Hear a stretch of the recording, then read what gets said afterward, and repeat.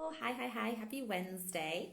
So, for anybody who doesn't know me, my name is Lindsey Hall, and I'm an intimacy and empowerment coach. And for me, that means that I love to help women deepen in intimacy with themselves and with others, really own their pleasure and their power, and live a joyful life that they absolutely fucking love. And that is what stands behind all of the work that I do. So every week I come on here and I do these tea break chats and Q&A where I talk a little bit about what's been going on in my life the last week, general life updates, hard things, lessons, celebrations, whatever life's been thrown at me that week. I chat about that. And then I answer your questions that you guys send in. So this week, the thing I kind of wanted to focus on, because it came up a few times this weekend, is just really the importance of self-awareness in different circumstances and how that can kind of show up. And like I said, it came up a few times this weekend. So first thing is last Thursday was Thanksgiving. So happy Thanksgiving for anybody who celebrates that. If you don't know, so I am American, but I've been living in England for 13 years now. And so my kids are half and half English, half American. And Thanksgiving is something that I really do try and keep the American tradition going for us. But we always do it because it's always on a Thursday. We do our celebration on the Saturday instead. We always do it on the weekend because kids are at school. You know, I used to be at my corporate job. And so it's always a weekend thing for us. And this year, I found myself feeling a bit funky on Thursday. And it took me until kind of mid-afternoon to really figure out why. Like, I came out in the morning and I was like, happy Thanksgiving, everybody. But, you know, it's just a normal day here, so we'll celebrate on Saturday. And then I just wasn't getting through my work and just was feeling a bit off. And I was trying to do some research on social media, and it just was making me feel icky. And I mean, I spend a lot of time on social media. It doesn't usually make me feel icky. It usually makes me feel pretty good. And like I said, it took until mid-afternoon before I figured out what was going on. And it's because I get this way about American holidays. And particularly, so it doesn't affect me as much on like shared holidays. So like Christmas will be a totally different effect for me. Christmas, I do get a little bit sad that I'm not with my family. And there's other feelings associated with that. But particularly the holidays where it's an American holiday and not celebrated here in England, I end up feeling this sense of connection to home and this sort of longing for home that doesn't quite have a word in the English language, I don't think, not a specific one. My boyfriend is Welsh, and he told me a Welsh word that sort of describes it, but there's no way on this earth that I can pronounce it even close to correctly, so I'm not going to try. But this word that he described was somewhat, like, roughly translated into this connection to home, this almost sort of feeling of, like, nostalgia, even if it wasn't specifically connected to specific memories, and this, like, pull, this longing towards home. And that's exactly how I feel, where it's not even like, whereas the difference, like Christmas, it's like, oh, I wish I was there with my family doing this thing. Thanksgiving's not like that. Or I get this feeling as well, like on 4th of July or on Memorial Day or Labor Day. And it's wider than just my family. It's wider than just, I wish I was there with my family right now doing this thing that they're doing. It ends up being this, like, just this connection to America and to, like, just my kind of my fellow countrymen and the things. It's like, yeah, clearly I'm still finding it a bit hard to sort of describe, but I get it every time. And I know that it's hard for me to be on social media those days. And it's just something where everybody's going to be posting about it, and it makes me feel a bit off. And so I generally stay off of social media a lot more around the holidays, around those specific days. And I had forgotten this on Thursday. And when I realized what was going on, when I remembered, oh, this is how I'm feeling and why, then I deleted the Facebook and Instagram from my home screen. Don't delete the whole apps. But I deleted them from my home screen and just decided to do other things, let myself feel that way, and do other things with the day. Now, once we celebrated Thanksgiving on Saturday, then all of that disappeared. Then it's like, okay, here's my connection. Here's my, like I get to celebrate it and it gets to express itself. But until that, it almost is feeling this like, it's like in my DNA, in my bones, in my body. It's like you're supposed to be celebrating today. You're supposed to be recognizing something. Like you're pretending today's a normal day, but it's not a normal day. And actually, I think what I'm going to try and do going forward is find some way to mark these days on the day. So rather than trying to pretend they're normal days even when they're not, whether that's going to be like going out for a walk or going out for a meal or whatever it may be.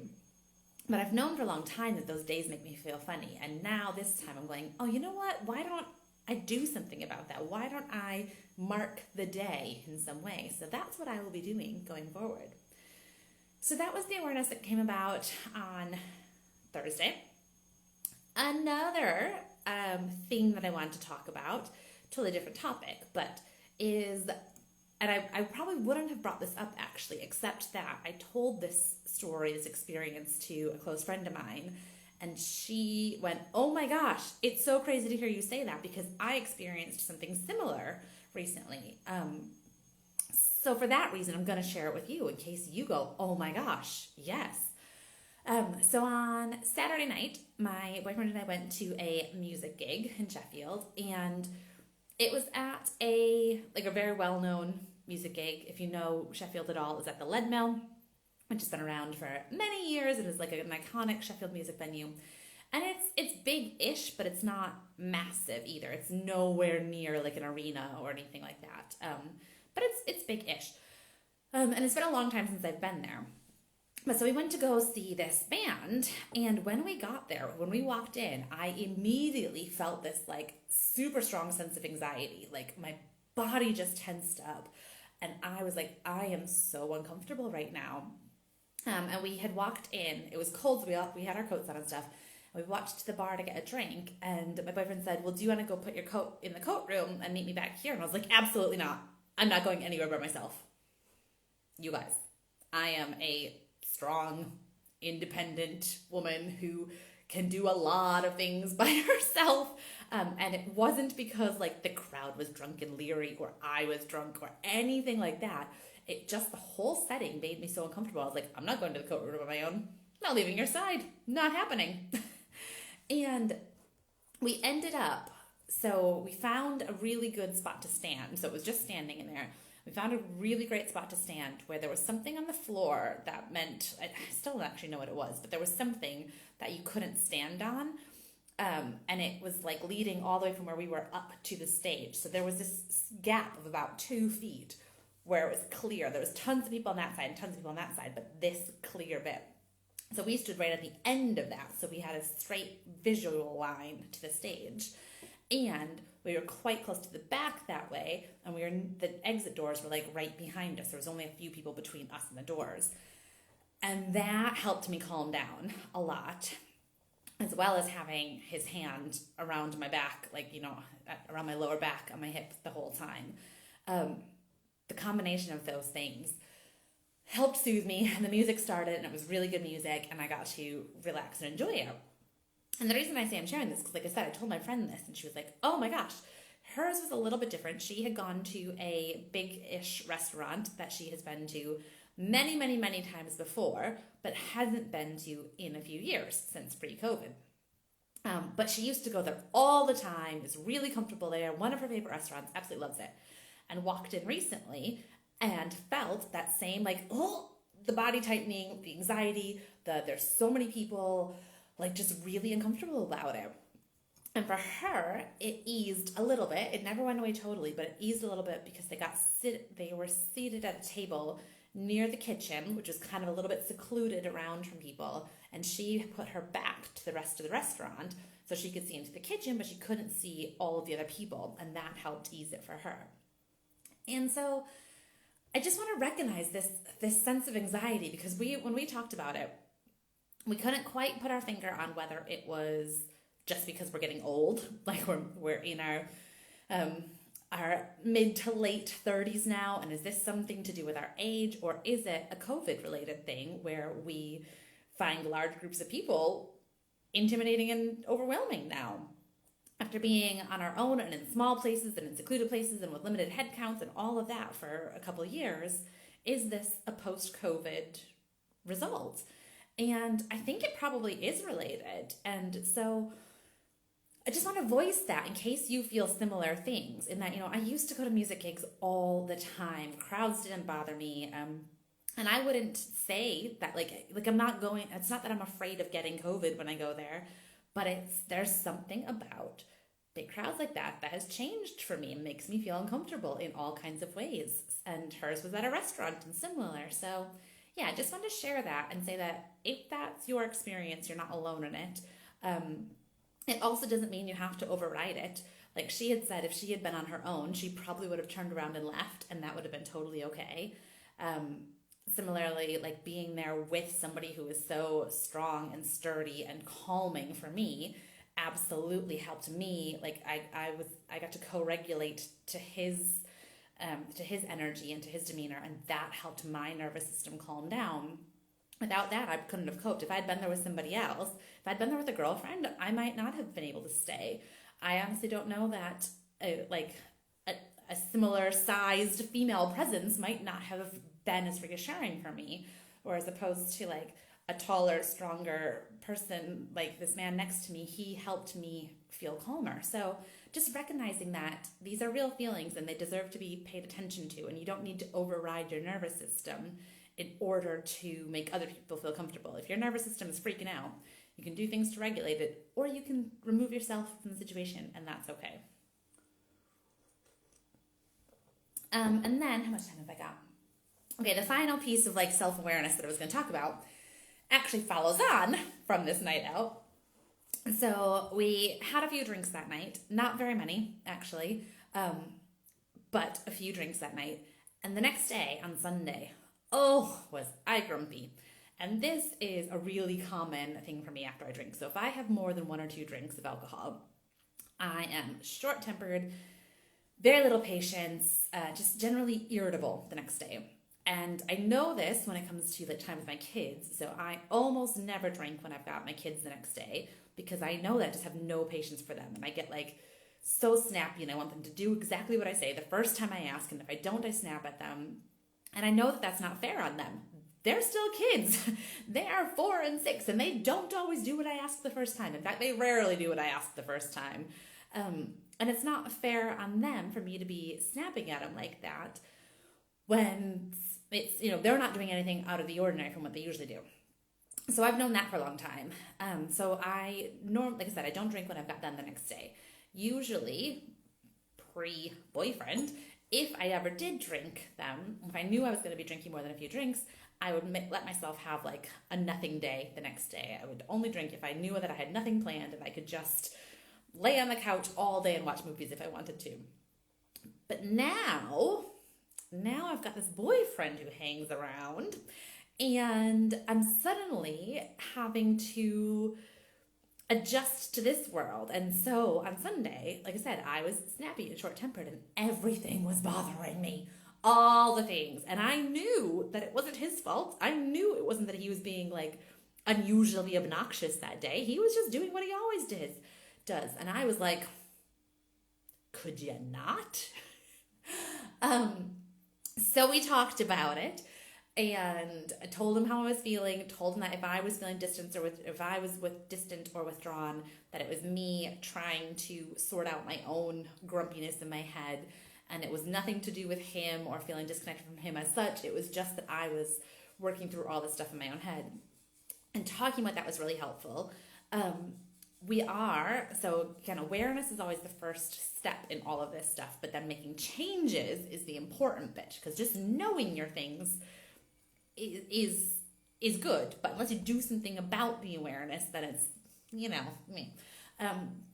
So, although this doesn't come up very often, because I don't go out and drink very often, it will be happening. For example, I've got a night out with my girlfriends scheduled before Christmas, where I'll have some drinks then. So what we're going to do next time is schedule in some alone time for me. If I know that I'm going to have a few drinks, I'm going to have some alone time the next day without my boyfriend around, where I can be as grumpy as I want to be in my own head, and there won't be anybody else, because I was getting grumpier because I was trying to hide my grumpiness. Like, I specifically did not want to take it out on him. But by trying not to take it out on him, I was getting grumpier and grumpier because it was like, ugh, just let me be. And it wasn't until we had this big conversation, he said, I'm going to go out for a long run. And I was like, okay. And I just curled up in bed and watched an episode of Virgin River. And by the time he came back, I was like a whole nother person. I was like, okay, I'm fine now. I just needed some alone time. So that's what we're going to do next time, is give me some alone time.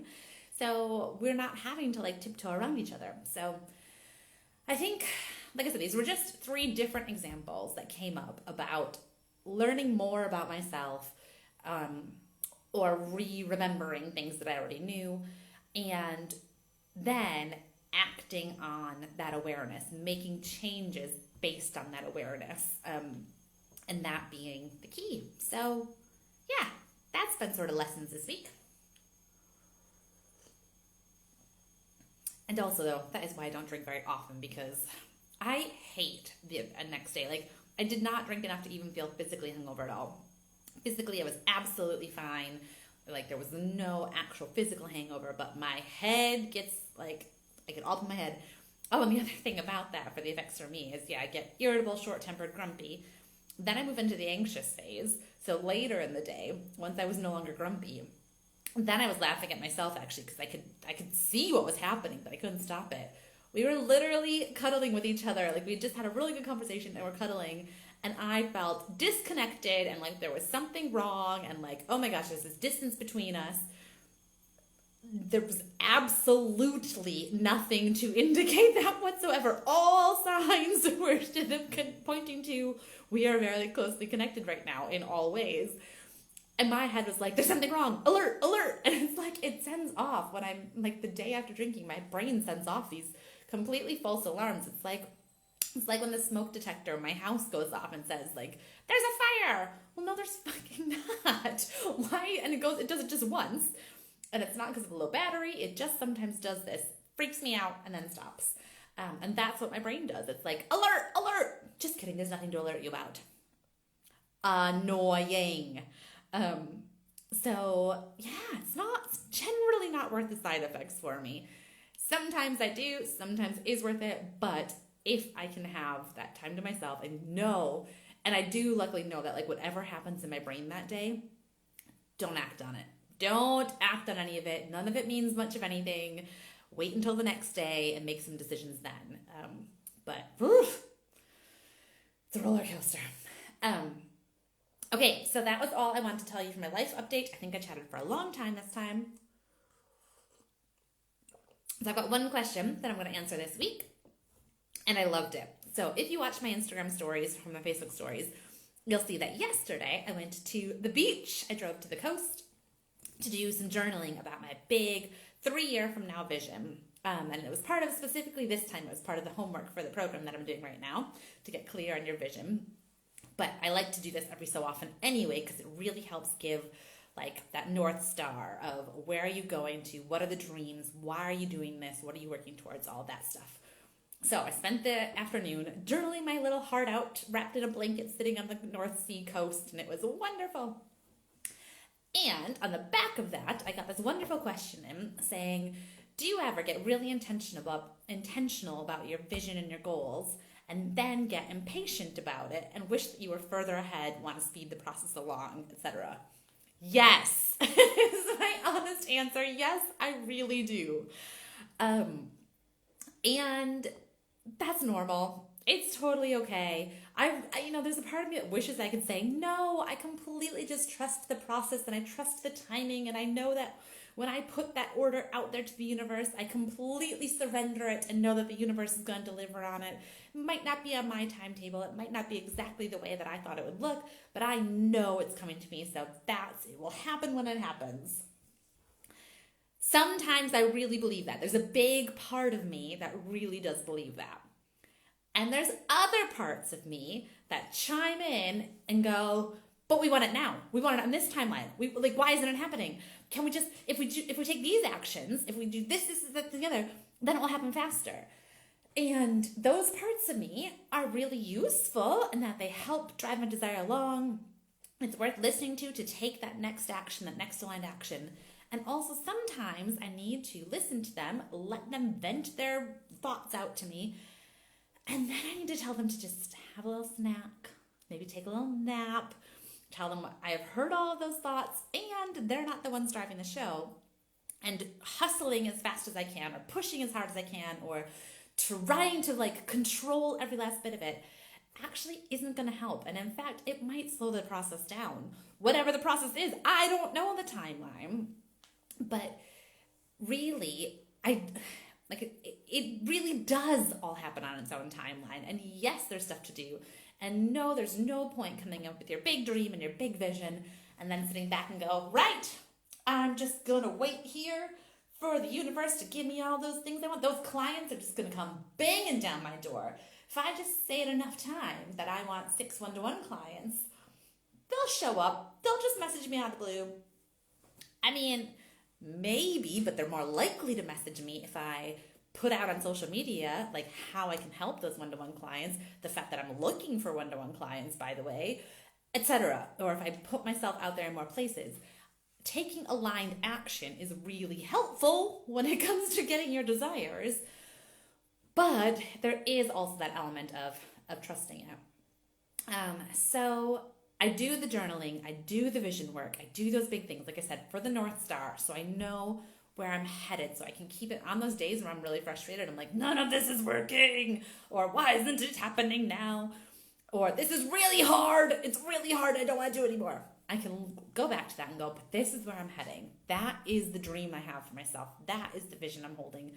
And I'm going to put myself there. I'm going to feel what that will feel like as though it's happening right now. Feel that.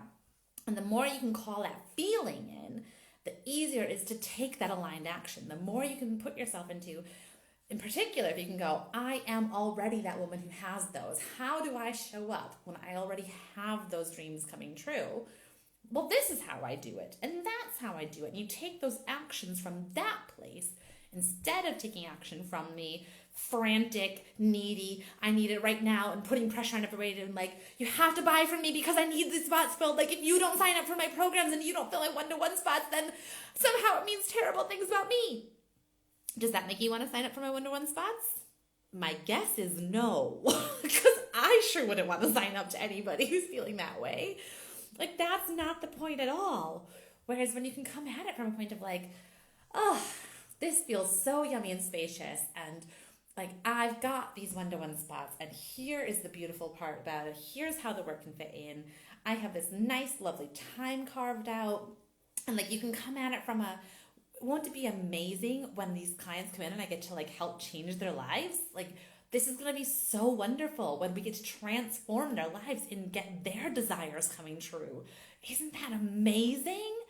And that is a much nicer spot to come into.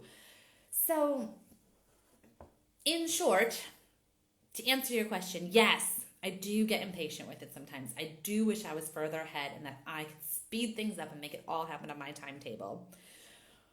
But I can't. So rather than stressing out about it, I give myself the time to acknowledge that.